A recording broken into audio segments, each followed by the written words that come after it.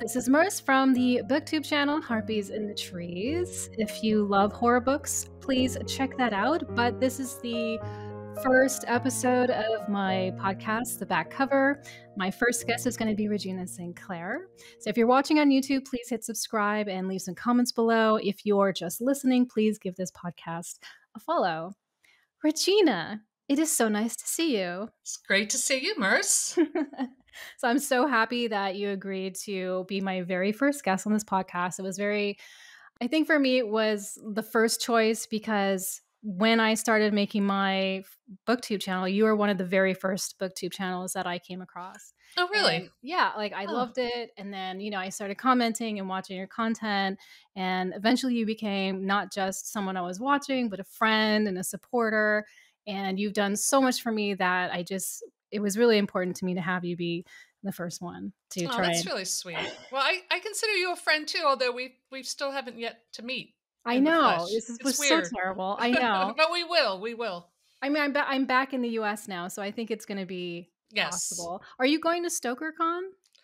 I'm thinking about it. I haven't made the plans yet. I know it's in Connecticut. Yeah, I think. Yeah, that's not too far from. Yeah, it's not too far. So maybe I'll just go up for like one day and I'll stay overnight.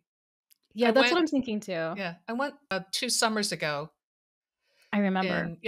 Pittsburgh, and then I got to meet Alex from the Bookubists and Lydia from Typical Books. So that was really cool. And you were the only one missing. I know. I was like, I'm Marie. So jealous. And Marie, who lives in Northern Ireland. So. Oh yeah, and Marie too. Yeah, we were the only ones that were kind of across the pond. Right. Yeah. Adam Neville is going to be there, and that's why I'm like, oh, okay. I really want to go because he's like one of my favorites, So I'm going to try. I don't know, depending on how my life is. Yeah. How it's going. You are a busy woman.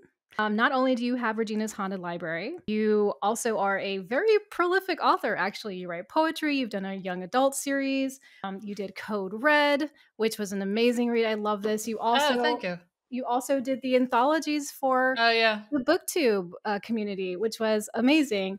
Served Cold and Local Haunts, as well as Lurking in the Dark. Are you doing another one this year? Since I started doing Bookworms, which, do you have one of those? I'll have to send I do. To you. Yeah. Okay. This is the new one that just came out. I love it because it's like an old school zine. Yeah, it's an old school zine. It's so cool. And since I started doing these, I don't really have that space to do the anthologies.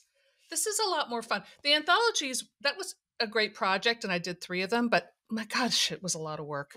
Yeah, I can imagine. More than this, because I had so many authors to communicate with and to track down their paperwork and that kind of thing, and then all the editing. That was just a lot. So it's much more manageable to do a zine because I'm dealing with only a couple stories and 4 times a year, maybe 3 times a year. But we're on our 2nd year with the zine, so it's pretty cool. Yeah, that's awesome. And you also are a co-host to a podcast, The Right Brain Cafe, right? Yes. And so what are you guys talking about on there? Like, what's going on? Well, it started out, it's James DeFeo. He's an old friend of mine from back in the day. We worked on films together and stuff. He's really cool. He and I are a lot alike. We're both kind of workaholics and we get things done. So it's great to work with him because we really just, okay, you're going to do this and I'm going to do that. We do the zine together. He does his part. I do my part. We meet, every couple of weeks, have coffee and kind of go over things. But he started doing podcasts like back before anyone else was doing them. He had a podcast called Guerrilladelphia, which was about indie film. And that's how we met. Because I was doing a film, and this is going on almost 20 years ago now, which was really crazy. But he interviewed me for his podcast. It was a radio show at that time. So we stayed in touch. And the Right Brain Cafe, he came up with that. We started out, it was called something else. I don't even remember. I think we just called it Bookworms or something. Anyway, we started out talking about just writing. And then it kind of evolved into any kind of creativity. I don't know, you're a very creative person. So it's like, and he is too. I am too. Like we draw. I know you do music too. I write songs and poetry. I do films. It's not just writing books.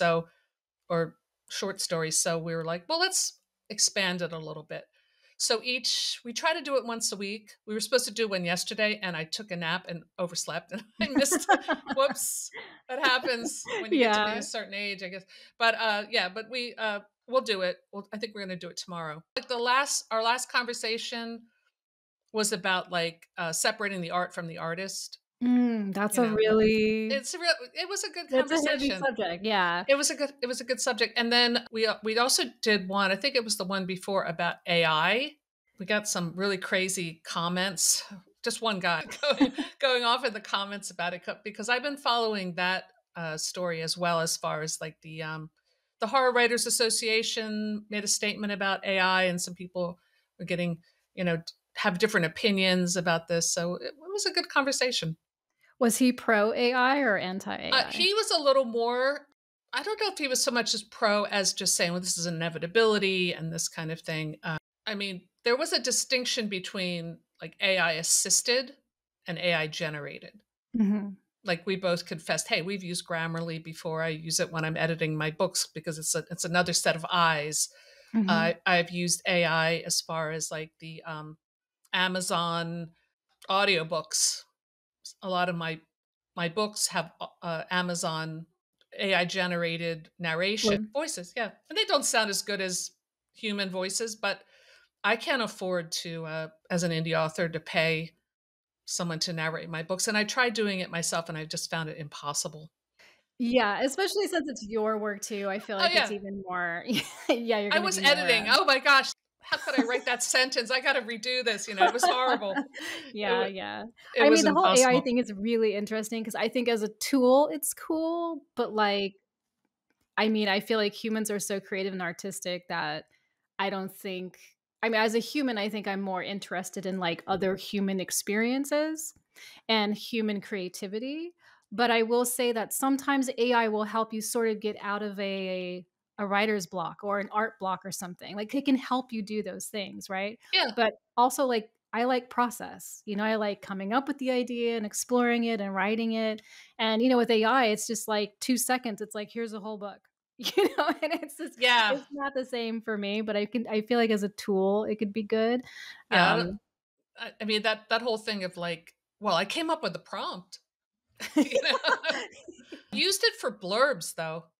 Oh yeah, absolutely. Like rewriting cover letters and things like that, reading terms and conditions and telling me the things I need to know about it, like perfect. It's great. Like I love that kind of stuff. I think for people who don't have resources and don't have money, sometimes it's a really nice option. I actually I sent Steve Donahue a message. I said, "Hey Steve, can you?" Because I wanted to hear his opinion. Can you cover this in one of your videos? And he did. So you might want to check that out. It's pretty interesting. Just for everyone's who's Steve Donahue? Oh, Steve Donahue is a big booktuber, and he uploads like three videos a day or something. I don't know how he does it. That is insane. That is so crazy to me, I but know, kind of me too. cool. Like if you can do it, it's like Yeah, get it, get it. I think Steve has the gift of gab in that he can pontificate, and I mean this in a positive way, to a camera and just talk off the cuff very well. I don't have that gift. I edit, and I don't script anything, but I do edit my videos a lot. So it takes me a long time to process a video. I try to do one once a week. Yeah, yeah, absolutely. It's the editing, I think, that holds you back, if you're Yeah. like, "I really wanna have it to be a little bit more polished and, Hmm. cohesive or something," because you also have a theater background, right? So I feel like when I Yeah, I watch do. your videos, it comes in there. You have costumes, your lighting is so good, your set is so good, and I feel like you're Thank always you. playing these characters like Belinda, which is so fun. Matilda. Matilda, so sorry. That's all right. But your videos are so theatrical and cool. They were, yeah, but Oh, come on. You'll get back to it. it was just it just got to a point where I was like, "I'm so tired." Like, I was just like, I can't anymore." But yours, I Um, mean, yours were so creative and so you, and like a little tinderbox theater. It was just so cool. it was fun to just kind of explore, I think, all the little things that I kinda just liked through the years growing up, Mhm. like, I think, when I think of, Tales from the Crypt, like, there's the puppets, and it's kinda silly and, like, all type of stuff, so I kinda wanted to play around with that. But whatever, we're not talking about me, we are Okay. talking about you. Also, I think it's really interesting that are you still, I know you're also into vintage clothing, right? So Well, I'm kind of semi-retired, but I work as a costume designer part-time at the theater that's in my town.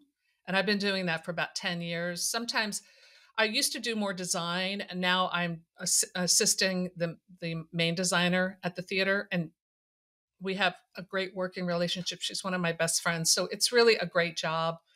And then I also sell vintage clothes on Etsy, which I don't really talk about on my channel because I feel like it's a totally different thing. yeah. But that is something else. I was just thinking about you. I'll send you the link when I have it posted. Yeah, definitely send me your Etsy store, I will. because I've been kinda getting back into vintage-ish clothing, like, I can't afford real vintage clothing anymore because it's so expensive now. Oh, I know.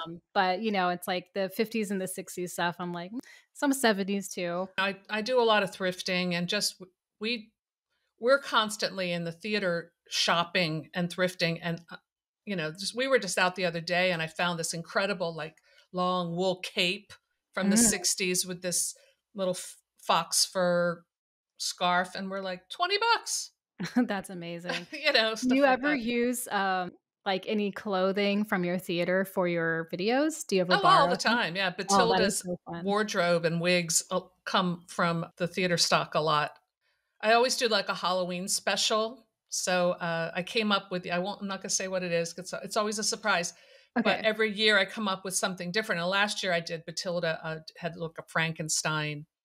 She decided to make a perfect boyfriend by creating Frankenstein monster, I which remember, yeah. yeah, I had to recruit my husband to play that role. I So remember. he's the one in the Frankenstein mask. But this year I'm like, I couldn't come up with it. I'm like, I did Frankenstein. I kind of did I You did did vampire stuff vampires. too, I yeah. what do I do? And then I'm like, I got it. So Oh, man. I love that moment when the perfect idea comes in, you're just like, yes, "Boom." I knew it would come. So now I've got to do that. That'll take me a while to pull that video together. I am so envious of your energy. I feel like you have so Oh much my more God. energy than I do. No, I don't. I'm losing my energy. I do have a lot of I've always had a lot of like creative energy, I guess you Yeah, could say. that's Like really apparent, which is one thing oh, I love thanks. about you so much. Like, Oh, thank I you. I really look up to you just, like, because I'm like, I wanna be Regina. You know what I mean? Like, I wanna be this creative, energetic person who's doing all this cool stuff, like, all the things that you talk about, I'm just like, that's just so awesome and amazing to me. But it It's like seems like you do that. not lately, no, I mean, Well, these last you've been through a transition, but I've seen your work, and the video work you've done for me. It's just been amazing. So well, thank you. I hope I can get back there. This is my first step into, "Can I do this?" I hope so. definitely. I hope so.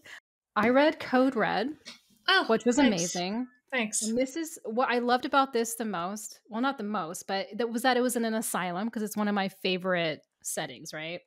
But I just loved everything about it. It was just so fun. It had this kind of really nice charm to it. It had this little dash of, like, VC Andrews in here, just a tiny bit of dash, like, the main character, she sort of Hmm. reminded me of someone who might be in that universe, but, like, obviously, there's no vampires in VC Andrews, but, Well, but it takes place in Virginia, so that is a VC interesting. It's kind absolutely. of little southern gothic.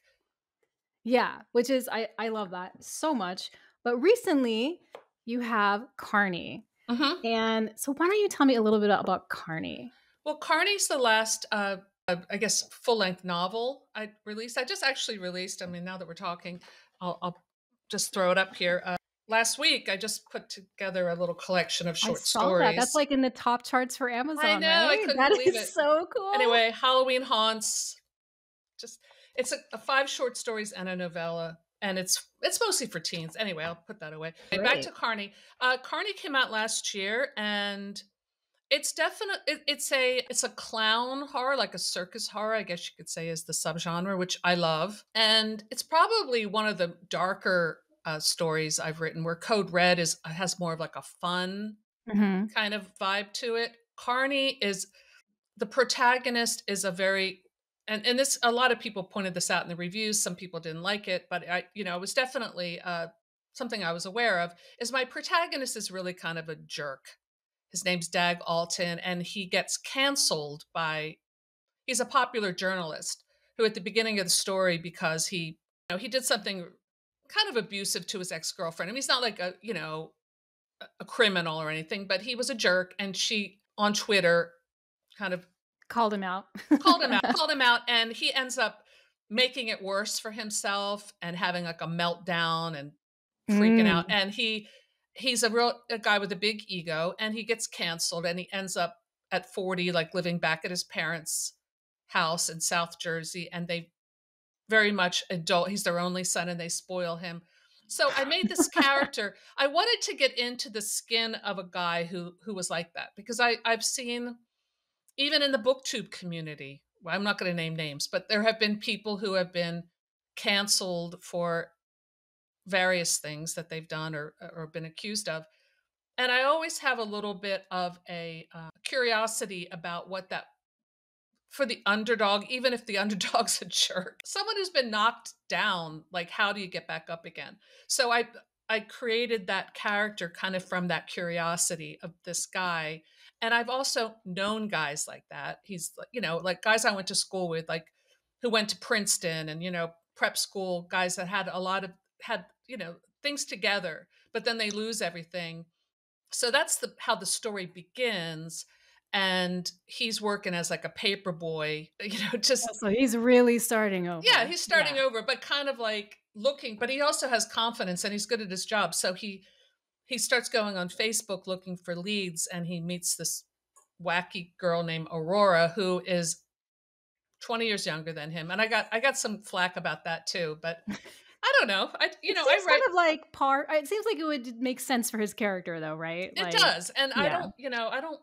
I'm not politically correct in anything. I write from my own curiosity, wherever that leads me, Okay. And so she is a girl who's obsessed with this Carni character, who is like a mascot of a carnival that takes place on an island, Burlington Island in Burlington, New Jersey, which I can literally see from the floor of my house. Oh, So wow. yeah, there's an island called Burlington Island, and because I live right across the river, and there was a carnival there in the 1920s that burned down. So it's based on a historical event. Ooh. So yeah, so I love that. Yeah. I use that as a springboard. So the prologue takes place at the height of the carnival, where this boy who's like working at the carnival, his father is really abusive and beats him, and he works the roller coaster. And Carney, who kind of like, what's his name, Tilly, the Coney Island mascot, like that big grin. He's Yeah. looking, and the boy sees Carney's face, and Carney starts talking to him, saying, "Aren't you tired of?" He's kind of got this Coney Island, accent. He's like, "Aren't you tired of how they're treating you, and all these goyles don't ever respect you?" And then he goes nuts and Right. burns down the carnival, basically, and in complete mayhem. So Oh, then wow. Carney is kind of the spirit that comes into different people. So my protagonist, Dag Alton, is like curious, and he also meets this girl, and she's like, she kind of looks like Harley Quinn. She's got like a clown hairstyle and clown makeup, and she's obsessed with Carney, and she brings him into this kind of cult of Carney that takes place on the island, where these young people kind of have these like Oh, wow. Carney, not orgies, but like Carney parties, and then he gets pulled into her Yeah. seduction. Right. She's seducing him, or he's feeling like she's seducing him, and Carney's seducing him. And it kind of works with his character being a very flawed person, because Carney, the spirit, is able to use his flaws, lure him in. Right. So that's what the book's about, pretty much. That's awesome. I love that whole entire thing. I mean, Thanks. I think like there's something so strange and special about the circus or carnivals or whatever. There's just something there. Like it has a really interesting weird vibe to it. Like I feel like it's its own little living creature sometimes. So Yeah. I love that. That's so awesome. And like too, like I like that the main character is like so flawed and just like you almost probably don't care about him, right? But as he's going through this thing, you're like, whoa, Well, how is this going to play out? there were some not bad reviews, but a lot of people would say, "I don't. This is a really unlikable character."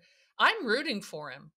Yeah. Like I love him. I love all my characters. I went to school for theater in college, so it's like one of the first thing they teach you in acting class is that you think your character, even if it's a villain, even if you're playing Richard III, you have to believe that you're right, killing the boys and putting him in the tower or whatever horrible thing you do. Yeah. But you have to believe that you're justified for it. You're like that to get what you want, which we all have. So I felt like with my character, I can't go into it thinking, oh, he's a jerk. I mean, I know he's a jerk, but he can't help it if his girlfriend was crazy. He's justifying in his own mind. And yes, this girl is a lot younger than him, but she's coming on to him, and what's he supposed to do? Like, I've Yeah. got to get into his skin. In Code Red, I think my character's definitely more likable. I'm drawn to those unlikable people. I appreciate that because I think like in horror, you're not supposed to feel comfortable and cozy. Right. I mean, I do love cozy horror, like dark Yes, I do secrets and too. stuff like Yeah. that, right? Like I love that stuff too. Yeah, It has its place. I've been on a gothic kick lately, so I do love cozy. Yeah, like I do love the cozy, but I feel like just because horror is scaring you, it doesn't mean that it's bad. I think it's good. It's like having this effect on you, and then you kind of have to process it. You have to think about it. You have to kind of decide why you felt that way. Like there's a lot Yeah, of questions that horror brings up, and that's what I like about horror is it's putting you into positions that hopefully you will never be in, but extreme emotion. yes, extreme emotion, extreme danger. I think that's what like I think a lot of people, because I've gotten this before, I'm sure you have too. It's like, why do you like horror? Why do you like seeing people get killed? It's like that's not it. It's the Yeah, emotion. I'm a person that I'm a very emotional person. I have extreme emotions. It's very cathartic for me to read horror, to watch horror, and to experience extreme emotions. That's yeah, really what it's about. And one of my favorite novellas is the Hellbound Heart. The yeah. Hellraiser that's based on the Clive Barker story. Julia is one of my favorite characters, and she's not a likable character. She does she's horrible things. she's bonkers. She's so bonkers, but I love her because she has this incredible passion for Frank. you know, Yes. Yeah, she'll do she'll do anything anything for for Frank. Frank. It's a You know, love story, actually. it is a very twisted love story, and even though you can see her and the actress playing her in the movie is so good, wrestling with her emotions, she has to overcome her own revulsion to killing to do what she does. But yeah, I like characters like that. I think you probably read more Barker than me. It's kind of a new author for me, so I've just been Yeah. kind of reading the Canyon one. I can't remember the name right Oh, now. Cold Heart Canyon. Cold I Heart love Canyon. that I'm book. reading Yeah. that one now. I read Hellbound Heart. Um, it seems like there's a little bit of a theme that I noticed with his books. It's very romantic. Like I hmm feel like like he always has relationships that there's a lot of love in there, which I guess I didn't really expect, from him. But I like that aspect a Yes, I lot. mean he's probably the most sexual horror writer of all time. I mean, other than maybe he and Anne Rice together, like Oh my god. very erotic. I mean, Clive Barker, the more you get into him and listening to some of his interviews and stuff. And you know what's weird? I can be a little bit into astrology, but I knew that Clive Barker was a Libra. But one of the most devastatingly like Byronic placement is a Libra Sun and a Scorpio Venus. So I looked up his chart and I was right. I knew it. Really? So what does that all mean? Like all of that together? Well, for him, he's just a very incredibly seductive man. I think I mean, to his detriment, I think he went into that world of sensuality and eroticism maybe with like too much abandon. I'm not judging, just knowing his, Yeah, his background. sort Yeah. of his background, but like that comes out like in his writing, and It's amazing. It's fascinating. Because I don't have to do it in real life because that's too dangerous, but I Yes. can experience that in his writing. And it is very romantic. It's very Byronic. It's very gothic and high drama and high Yeah. emotions. And that's why I love him. I mean, he can be challenging. Some of his work can be challenging, but yeah, when he's on, he's really on. He's great. I mean, like reading Cold Heart Canyon. That goes completely off the rails Have at you the read end it? of Have you it. read it? Yeah, I've read it. Okay. Yeah, so this ghost woman or whatever she is Hmm. that he meets, it's like, whoa. Like their relationship starts off so crazy and Yeah. just but I was glued. I was like Hmm. every word, I was like, "Oh yeah." Well, he's such an amazing stylist. His writing is just incredible. He's lived in LA a long time now, and I think his as someone an Englishman's fascination with LA and again the sensuality of that world when he was writing, and I think that book came out in the 90s. Yeah. That Yeah. it's He really said he there. wrote it because he hated Hollywood, and you Yeah. can see it. And he's being very raw with it, and I really love him for that. He's He hates Hollywood, but he lives in Beverly Hills, so it's like I wish he had. He's another person who's incredibly creative because he does painting. He's a prolific artist, and he was a great filmmaker. I wish he had gotten a chance to direct more films. One of my favorite of his is the Lord of Illusions. Is a really excellent movie. I haven't seen it, so I will definitely Yeah, watch that. it's hard to find it online. Like I don't think it's streaming anywhere. I had to get like a bootleg copy or something. Oh, really? Yeah. You remember the days when you would have to go to, like, some kinda, like, local indie, like, video store, and then you would Hmm. go there for your horror, and it was so exciting, and it just felt so dangerous because you didn't know what you were gonna pull out and watch, because 'cause they'd have all these, like, Japanese horror, which was, like just seems so crazy to me, and just, like, all this stuff from the '70s and, like, just things that literally I was like, "Oh, I don't know. Oh, I'm kind of scared," like, it was so Yeah. exciting. I There was something really exciting about that. I loved going to the video store. Like we had the Blockbuster, but then we also had the Independent mm, that had all kinds of weird, dusty yeah, stuff, like the and old porn in the VHS. back Yeah, and you had the to go through curtain. the curtain to get to the porn. Not that I ever went there, but Yes, which I was never brave enough, but I always wanted to go back there, but I was just not brave enough. part the cur- part the curtain. Yeah. Oh my gosh, Oh, man, those are the days. I Um, know. okay, so to sort of have some fun and sort of play Okay, off of this circus theme, I'm gonna I'm ask you a reading few the notes here. questions. Okay, Would you rather? all Okay, so the right. first one is, would you rather spend a night trapped in a circus tent filled with possessed marionettes or sleep in a clown car with undead clowns? Ooh, I I think I definitely do the tent. Okay, the possessed marionettes. Yeah, because The you could probably just kick them right out the door, right? I mean, they're marionettes. Yeah, I feel like they would be easier to control than a clown, undead clowns. I don't know. I'm kind of scared of clowns. Really? Yeah, like when I wrote Carney, I was like tapping into my what's the word clowophobia.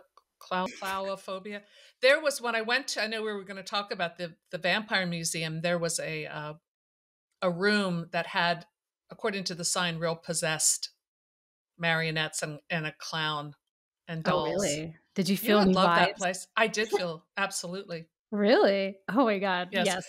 I did feel vibes. Even before I read the signs that this, what is the word? Cursed? Yes, cursed or possessed. They had Haunted? a, yeah, they were, I don't know, certified haunted or something. I love that. I know. That's all I Anyway, wanna do is, we'll like, talk. visit cursed things. You've got to visit me, and we'll go to this vampire museum because Ah, you would I would absolutely love love it. that. I would Anyway, love I that. got you. I got off track. No worries. Okay. Okay. Would you rather be chased through a maze of funhouse mirrors by a killer clown or escape from an evil circus ringleader who can read your mind? I'd go with the Hall of Mirrors. I think I'd have a better chance tricking the clown, Right? with the But Hall you of might trick Mirrors. yourself because the mirrors are gonna be reflecting I everything know, and but I love that. It's like what is the famous Orson Welles film with the Shanghai, lady from Shanghai Lady from Shanghai. with Yeah, the Hall of Mirrors scene? I so love great. that. Yeah, it's so great. Yeah, I'm Okay, going to go with that. It's more cinematic anyway. that's true. Yeah, you're already thinking. Yeah, I see. Yeah, I'm already thinking it would make a good movie. Would you rather have to juggle cursed objects that scream every time you drop them, or perform a knife throwing act with blades that return to you like boomerangs? Well, I can't juggle. When I went to theater school, we took juggling class, and we started with. It's actually kind of fun to do if you ever want to learn to juggle. Start with like silk scarves because Oh, they float really slowly down. So I was able to juggle the scarves, and I never progressed past the scarves. oh, And there were kids in my class who were doing like the pins, oh, yeah, like the bowling pin Yeah, ball forget it. thingies. I'm not. Yeah, I'm I've not that always coordinated. wanted to learn how to juggle, We'll try it with but the scarves. I'll try with scarves. That's a really great idea. So I guess I would go with the other one. Yeah, the boomerang. The boomerang. I can always duck. That's kind of scary though, It's very because like scary. you're gonna throw it, but yeah, can you catch it in time or yeah, No, I when it could gets run. I you? could duck though. That's true, but what if it follows you, because it has Oh like, yeah. Oh like no. like it has that like heat-seeking ability. Okay, maybe I'll go with the juggling then. Okay. Yeah, because if you juggle, they just scream once, They right? just You're scream. done. They're not going to kill me. Yeah. So you did send me a video of Okay. your cemetery, which was Mm. very lovely. When was that cemetery established? It looks really old. That well, the town that I live in, Bristol, Pennsylvania, was established in like oh God, I should know this because the signs everywhere. 1670 something. It was one of the earliest American towns, but that cemetery, I think that it was originally from the 1700s, and then it's been rebuilt. Like the church was rebuilt in probably like 1900, or maybe like in like mid 1800s. But some of the graves are really old and Mhm. very cool. Yeah, I love it. It sort of reminded me a little bit of here in Kingston. We have Hmm. the Dutch church, which is Mm. like the oldest crossroads in America or something.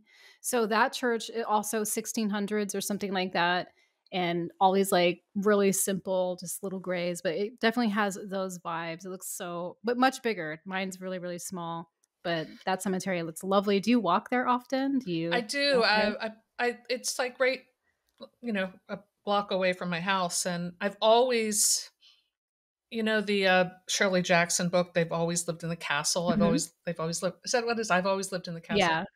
I've always lived near a cemetery. So I grew up on a mountain in the country, which has gotten more developed since then. But there was an old cemetery. When I did my local haunts video, I went there, but there's an old cemetery at the top of the hill that butted up against our property. So I cross through that cemetery every day. So I always feel very comfortable around cemeteries. I love cemeteries. I know you love cemeteries too. Absolutely. And now I live near a cemetery. But even when I lived in Richmond, Virginia, we live next to a huge cemetery, which is a very famous cemetery called the Hollywood Cemetery that has enormous mausoleums, and it's like one of those old Victorian park kind of Mhm. cemeteries. My And favorite. yeah, there's one in Philadelphia, which is actually my family plot on my dad's side is in that cemetery. It's called Laurel Hill Cemetery, which is another one of those old Victorian cemeteries, and they do all kinds of events there. They have like haunted nights there and stuff in this Oh, wow. cemetery. But in my book of poetry, I have some of my poems are based on visiting that cemetery. When we were kids, every Easter we would go visit the family graves there. And this one, it's so gothic, Mercer, you would love it. One of the graves was a child's grave, and it was covered in glass. And beneath the glass were the kids' toys, like the teddy bear, Oh. and it's like you couldn't see the body or anything, but there was like glass, and people would vandalize it. I would hope that they Oh, never would steal the teddy bear or whatever. But as a that's terrible. child, this is stuff that nursed my gothic soul. I just Absolutely. absolutely loved it. And all the mausoleums, and there was, this whole story about my criminal uncle, who that's a whole other story about. You can't tease me with that. Well, my uncle, did you hear of the famous prison in Philadelphia? They have a haunted Eastern State yes, Penitentiary? Okay. Eastern State. Yes, so my uncle, if you go to Eastern State Penitentiary, it's now it's a museum, and it's also they do like an incredible haunted house there every year. I've never gone to it though. It's kind of weird because my uncle is like one of the notorious prisoners there because he escaped. Whoa. Yeah, it's a whole story. Really? He Yeah, escaped? in the 40s, and then he was a cop saw him at a diner and shot him in the head and killed him. Yeah, Oh my god. it's this whole crazy story. The Catholic Church wouldn't give him a marker. So they buried him on top of my grandfather. Buried him there, but he never had a marker. One of my uncles carved his nickname was Babe, so he carved Babe on this tree. And we would go and we'd always see this carving on the tree, and the cemetery would like cover it up with like tar, and then the letters would always still come through. So it was almost like this ghost story. We would visit our Uncle Babe every year. And then apparently then he got a tombstone. I think one of my relatives got him a tombstone. And a few years ago, my nephew and I went looking for it, and we couldn't find it. And we couldn't find the tree. And it was like this whole weird thing. So I guess I'm telling a story because part of why I love the gothic stories is I grew up with these just great stories about, and my father was a big storyteller, and he loved the stories about, on the darker side of things. Yeah. That's amazing. Yeah, but then it was like, then in the 80s, the guy that his partner in crime, this guy named Bow Wow Bauman, they all have these Bow crazy Wow names. I know, Bauman, that's Bow so Wow Bauman. great. But he was arrested. He had been out on parole, and now he was an old man, and he was arrested for there was a couple, and he was living in Philadelphia, and there was this couple arguing outside the townhouse, and he came out with a shotgun and shot them both. So it brought the Whoa. whole story. So the story, I guess it would make a good documentary. I started asking my Aunt Rosie, who's the only living sibling, she just turned 100, Oh and my. but she doesn't want to talk about it because it's very painful still, because it's her I can brother. imagine. Yeah. So I'm like fascinated by the story. And my father told me some stories that were kind of disturbing about him, but Yeah, I grew up next to a cemetery too. Cemeteries to me are so calming. They're peaceful. I mean, no one dies there. They're just buried there, you know? Mhm. And the it's just like the Victorians just did death so well. It's like I know. so beautiful. But they're like parks that you can spend a day in a beautiful park. Absolutely. Like at the Dutch church, they actually have picnic tables where you can just sit there and have Mhm. lunch. It's so lovely. Like I love that so much. Yeah. So talking about local areas though. Oh wait, before I forget, because this is something I really want Yeah. to know. You said you had a supernatural or urban legend to share with me. What is it? Oh, I had a supernatural experience. I've had several supernatural experiences in my life, but this one was probably the one of the more recent ones that were more dramatic. I think when you're young, you're just more open to these kind of experiences because you believe in vampires and ghosts and things like that. It's like you're a little more open. One is anyway. I was, Yeah. but I'll try to tell this story quickly. But a few blocks from my house, this was maybe about 10 years ago. I was walking my dog Lily, and it was like I think it was either early fall or early spring. It wasn't super hot, but I felt this tremendous heat coming off this building as I waited for the light to change. And I thought, okay, you think maybe it's like a vent or a fan Mm. hitting you, blasting you with heat, but it was really coming out of the wall. And I was like, what is that? And I got this visual in my head of flames shooting out the front door of the building. And then I remember thinking, well, if I get engulfed in flames, the river's right there. I'll just run with my dog and dive into the river. I mean, I remember having that weird thought, and then the light changed and I just let it go. And then that night, that house was engulfed in flames. No. Yeah. And it was, the weird thing is too, and that was early in the day, and about maybe few hours later, all of the smoke alarms in our house went off, but there was no fire. They all went out off. Huh. And then at about midnight, the fire started, and it started where I had seen the flames shoot out was at this door. And it's weird because the guy who was the subject of the fire, it was like a relationship from hell. Anyway, the ex girlfriend of the guy who lived there decided to take all his clothes or something and throw him in the courtyard. I mean, not the courtyard, the foyer of the building, and set them on fire. So she put all these people at risk. Everyone got out. No one was hurt, thank God. But I had actually knew that guy because he was working on my studio. He was like installing some shelves. I didn't really know him, but I just, I was in the same space with him. So I'm thinking, did I pick up on some energy from him and from the house? So, yeah, so the house burned down. And then later, I felt like this house was cursed because then later it was gutted and a man was renovating it, like, I don't know, months later. And he, the wall collapsed and it killed him. Yeah. And then they were trying to raise the house and some men were down in the foundation and the wall fell on them What? later, like months later, and they were hurt but not killed.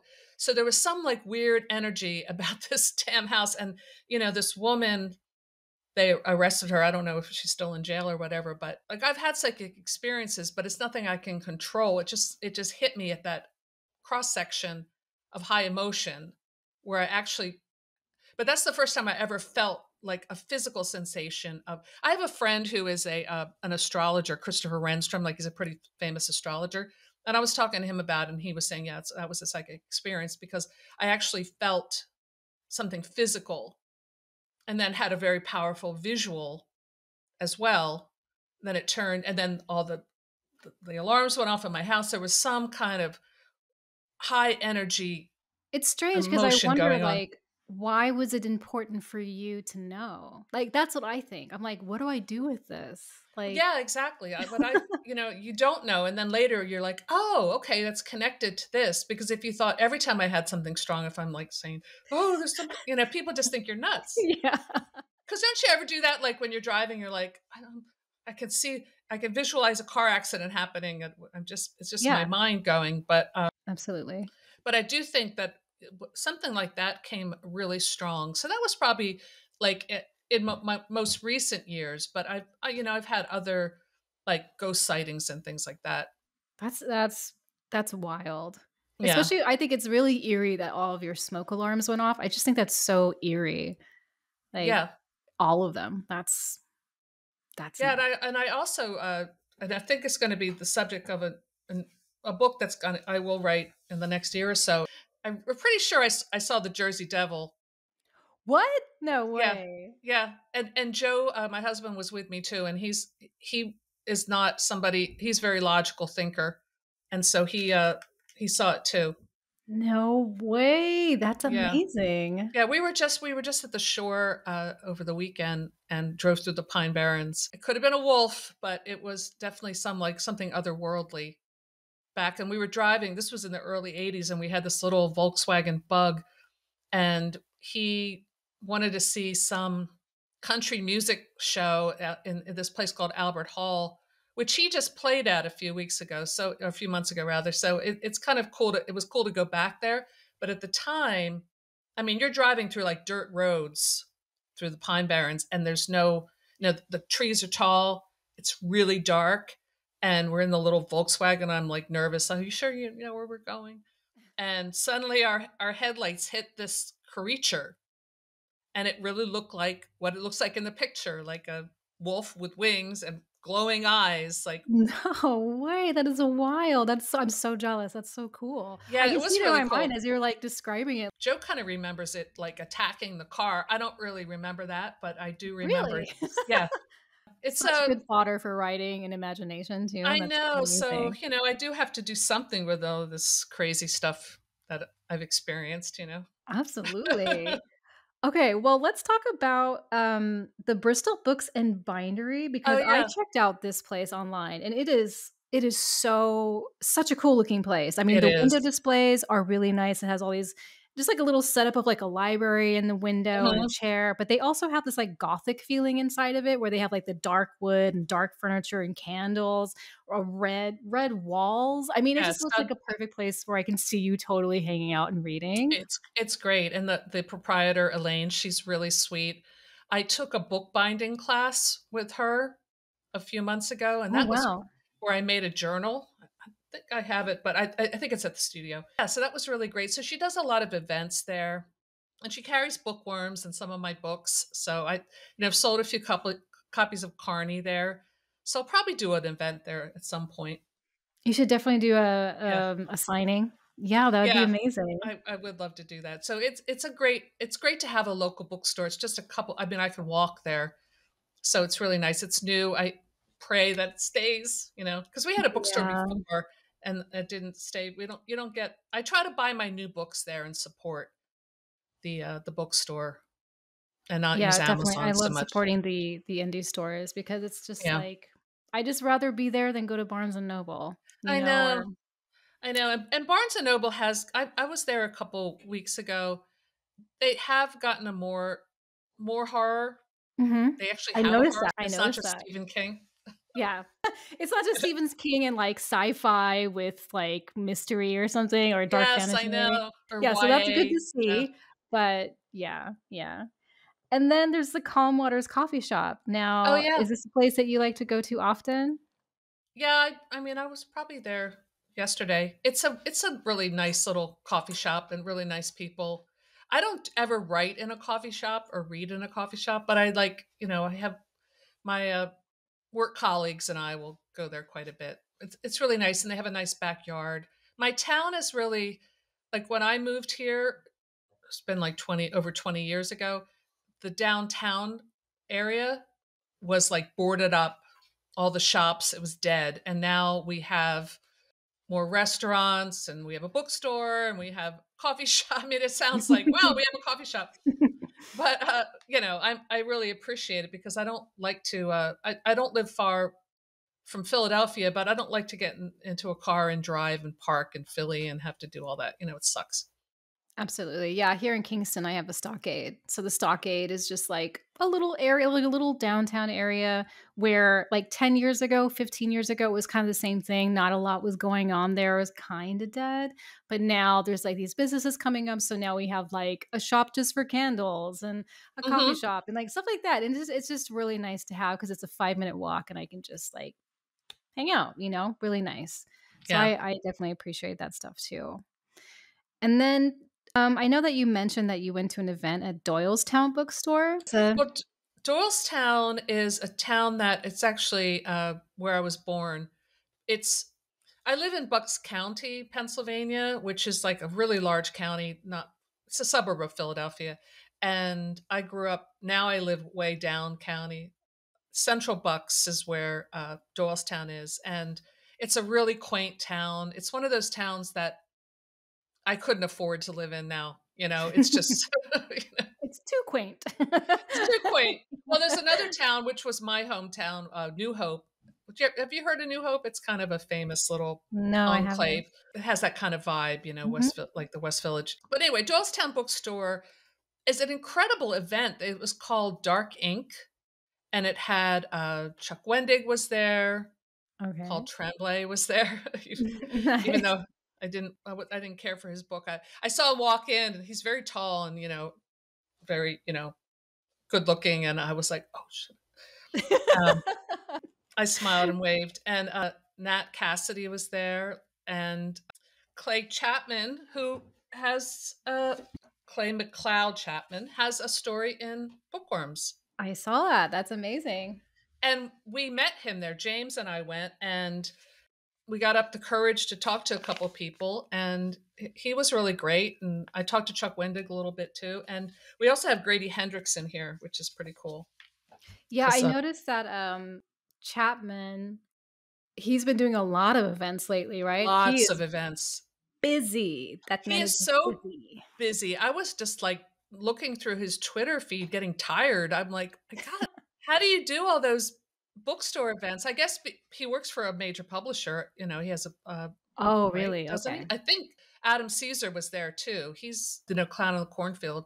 Mhm. He was there too, and he's very busy. He's always doing Busy. I stuff. always see him on TikTok. He Yeah. does, like, lives and stuff. I mean, I've never met him. I wasn't there when he was I could only stay for part of the day, but he's a local guy. He's a Philly guy. Oh, really? Yeah. Okay. So Very cool. I should, talk to him. Yeah. And Chuck Wendig, I was neighbors with. So he also grew up on Buckingham Mountain where I grew up. Really? Yeah, I That's didn't so know interesting. he's younger than maybe like 10 years younger than me. So he was like a little kid, but I remember him and I was really close with his like grandmother used to go to church with us and they were really a great farm family. Like I had a horse and we used to buy all our hay and stuff from them. So I grew up in this very rural kind of environment that was really pretty amazing that I look back on Yeah, it. that sounds amazing. Yeah, it Like, was. I love being up in upstate. I visit the city occasionally, but I'm just like, I don't know, I feel like my vibe is just kind of more relaxed, and I like it up here. It's a little slower, and I love that it's so rural. Tell me a little bit about the Vampa Museum, Oh, yeah. because this is a new museum, right? Like, this is something Yeah, that it's only been a couple years open, I think, or maybe a year. It's great. It's outside of Doylestown. Well, it's right like before you get right into the town. It probably like I don't know, 40 minutes from Philly, I would say, for anyone who wants to visit. It's worth the trip. It's part of this antique emporium that sells, and the antique place has been around a long time. It's on this old estate, so it has a very gothic feel. I did a video about it on my YouTube channel. You can see Mhm. that. And I did a little tour, but it's all original antique, like vampire killing kits. It's apparently the biggest collection in the world of vampire killing kits, and they're all authentic antiques. They're not reproductions. Now, not that's not to say that they weren't novelty items when they were made, but they Right. have like a traveling kit that it looks like something out of Van Helsing's luggage. It has like the holy water containers, and I've never seen so many wooden stakes in my life. Like you would not believe how many stakes are at this place. All different sizes. Some of them are like this big. It's Wow. amazing. And I think it's 9 or 10 rooms, and each room is set up with a different theme. So there was the vampire, killing kits as you walk in is a large room, and it's all very beautifully curated, each room. And then there was like the paranormal room. They had like the voodoo room. All these different, you would love it. I mean, it's right It up your sounds alley. so fun. It It sounds so was so fun. fun. And then the last room was cool. It was like dedicated to Michael the Archangel, Saint Michael Oh. slaying evil, slaying the dragons, slaying the serpent. So there was all kinds of artwork dedicated to Saint Michael. And I appreciated that as a Catholic. I was like, okay, I feel like I've gotten now to the end of this. And I thought it was a nice touch because I did feel as I moved through this an unsettling feeling. Like at first I'm giddy. It's so much fun. I love all this stuff. And then I'm like, this is kind of like I would see an object. Oh, they also had a room that was like African totems and like more like you know, Middle Eastern and things like this. Like that was really interesting. But some of the items, I'm like, I got an unsettling feeling. So you needed that archangel room to come Yes, I through needed and that help archangel to you. kind of like, but they had this amazing like old hearse. Ooh. They had a hearse, like a glass carriage hearse. Oh, it was a Every, carriage it was hearse. carriage Oh, hearse, yes. okay. They had an exorcism chair with like clamps Could and you sit in it? pincers. No, no, it looked there were 2 of them. They looked super uncomfortable, but it was behind a rope. Watch Okay. my video, you'll see what I was talking about. Okay. I took pictures of a lot of it, but it was so good, and it was. I really want to talk to the curator because there was a letter that he had posted from the Vatican where he was given permission to see an actual exorcism. So Ooh. yeah, this guy's really into it, He's and deep in it. So he's I feel deep like into it. that's supposed to be pretty hard though to get permission like that, right? That Yeah. doesn't seem easy at all to do. Yes, I felt this museum as campy and vampy as it was, it had like a depth to it, and the signage and all of the You can stuff. tell he cared, right? Like he put a lot of Totally thought care. into it. I have a there's a brochure, Vampire and Paranormal Museum. It says a Vampa strives to create an environment where psychological drama and spiritual conflict are given free rein for imagination. A place that stimulates learning and understanding on how the magical mystery of the supernatural, folklore, myth, and faith has influenced the world in sculpture, painting, furniture, and objects of art throughout the ages. So it has a really, That's it says, lovely. I love that. yeah, largest collection of vampire killing items ever in one location. So It you said, could so if you wanna know if one of your friends is a vampire, you could just bring them there and see if they start sweating. well, also there are mirrors. There are mirrors, so you can check in the Oh, mirrors. that's nice. So, you go on a new date with someone, you're like, That's a good short story. "Yes, you write And then that." take a blind date to the Vampa Museum and you can't see him in the mirror. Yeah. Oh, you're a writer too. Oh, come on. You've written for When you were someone. talking about prompts, I feel Mhm. like I'm really good with, like, concepts, but I'm just Oh, really not great at the execution. So I say that. noticed too that the Mercer Tileworks and the Fonthill Castle are actually not that far from the Vampa Museum. So that's like No, a they're very really close. nice day or a That weekend, is a right? really nice day. Yeah. Yeah. And The the Mercer Tileworks is gorgeous. I mean, yeah.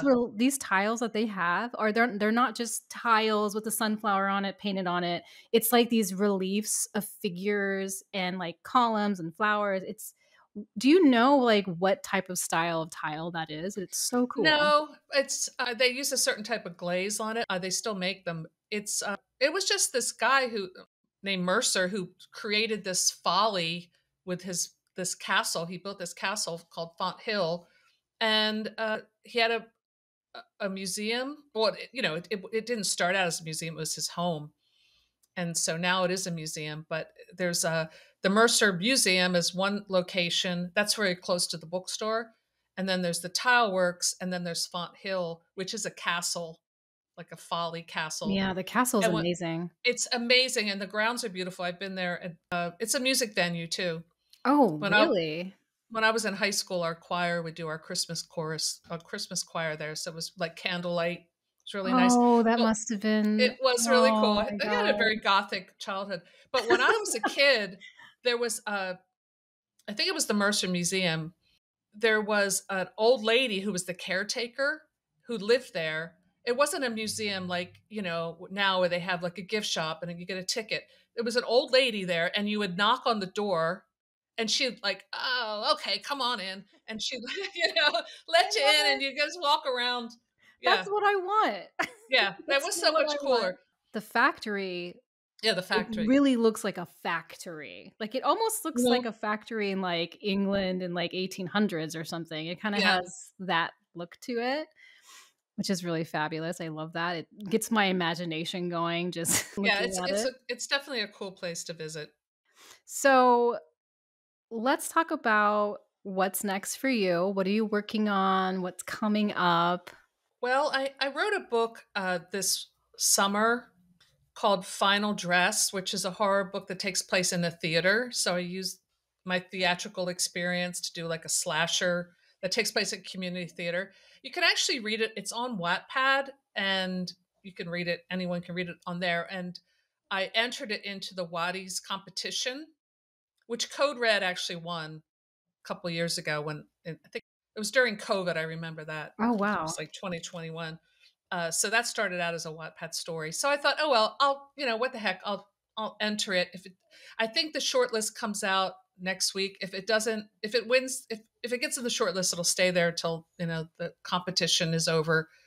But if not, I'm taking it down and re-editing, and that'll be my next release. Wow. So So that was you fun. do a lot of writing on Wattpad, right? I was on I there for a do. minute.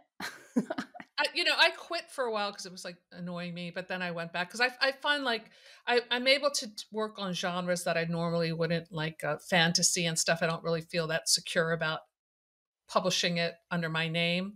I'll play around on Wattpad. I just like to write a lot. So But final dress was that was fun to do, and I just kind of hunkered down. I really had a terrible summer. I had a lot of, my mother passed away. My Yeah. brother was really sick. This whole year has just been a lot of like deaths in the family and friends and stuff. So I feel like I'm just coming out of that and just, but the writing actually helps me, you know, go through like that because I just get up really early and just start writing. And I don't want to end on a downer, but it was really hot. As you know, the summer was just hot, and I didn't take any trips. I didn't go to the shore. I just was like dealing with all the stuff. So it was like, well, did I do anything positive? I'm like, well, I did write a book, so you know. Yeah, and that I mean, I So feel that was, like you know, yeah, like that creative process for you is probably so important just to process your feelings and, make something good out of all of that, you yeah, or know? just escape. Escape, As yeah, well. escapism, yeah, I'm totally into that right now, especially. Um Yeah, you can relate to that. Yeah, yeah, absolutely. I mean, yeah, I haven't done really much anything productive this year. It's just kind of been like just trying to get back Well, on my feet and just you're going through that transition, so yeah. So that it's takes a while.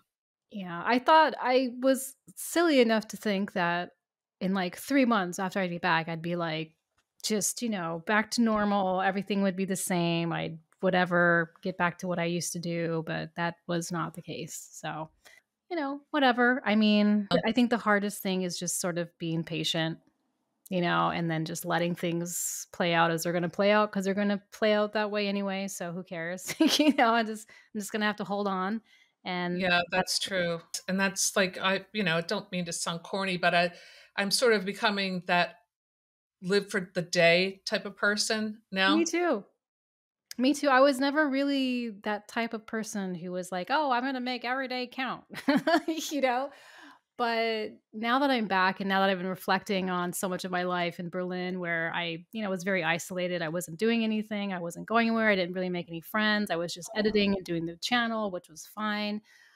But I'm like, I just want to live in real life. I Yeah. want to go do real things in real life and have real friends and things like that, and that's still a struggle. But yeah, I feel you. Like I just feel like I don't know that this year, the last year has just been such a transitional thing for me to be like, okay, yeah, let's be corny. Let's just Yeah. live for the day. But you survived it. You survived it. That's what you always have to remember. That's that you tap into that strength that maybe you didn't know Yeah, you had. that's true. I mean, I think that's like the hardest things about grief, wherever that grief comes from. When you lose someone or someone passes away or just things get so crazy, like you have this grief and it's like, it's just going to run its course. Like today I was just walking around and I'm like, oh my God, the weather is just so crisp and beautiful. And I just focused on that. I've been Yeah. like riding my bike in the morning and getting out and, because I have to exercise, especially when you're writing, sitting in a chair all day does not do good things to your body. So I Oh, try to yeah. balance it, balance that out a little bit and getting out and riding my bike in the morning. I'm not a bike person, but I love taking long, long walks. That's kind of Yeah. like what I like to do now. And I didn't think I'd ever be that person, but I am that person now. Oh, so that's good for you. It's good for physical and mental, spiritual, all of those things. Yeah, It's I all. actually like it. I guess I'm just finally at that point where I'm like, I can appreciate a good walk now. That's Mhm. cool. We are done. This was amazing. Oh, Thank you thanks. I hope I so didn't go much. off on too many tangents with my stories, but Oh that's no, I mean I loved every moment of it. So I know that well, we do have your YouTube channel, which is Regina's Mhm. Haunted Library. So be sure to subscribe to her channel if you like horror and Oh, thanks, gothic Merce. books. I mean, it's fabulous. It's so much fun. Also, Thank be you. sure to pick up Carney and Code Red and all of the other books that she has, which is so many. So like there's going to be something for everybody in these anthologies. Yeah, So much fun. And also too, the artwork for these were Cameron, right? Cameron yeah, Rubinique. yep. Kevin Rubik. So good. Yeah, he's awesome. And you're on Instagram as well, right? Yep. So you can follow her there and keep up to date with And what I'm she's back on doing. Twitter. I know Oh, I'm being you very have brave. been snared back, huh? Yeah. I don't participate much because I'm just like that's like the Wild West, but I do follow all the author drama on there. I have to say, I mean, I'm not on Twitter either, but I am a sucker for some good tea. So Yeah. So thanks so much for watching or listening, and I will see you next month with another author interview. If you have suggestions for an author or you want to be interviewed, you just need to be a horror author or a mystery author who lives in the East Coast, and you could just hit me up on Instagram. So I really appreciate it. Thank you for watching or listening, and I will see you next time.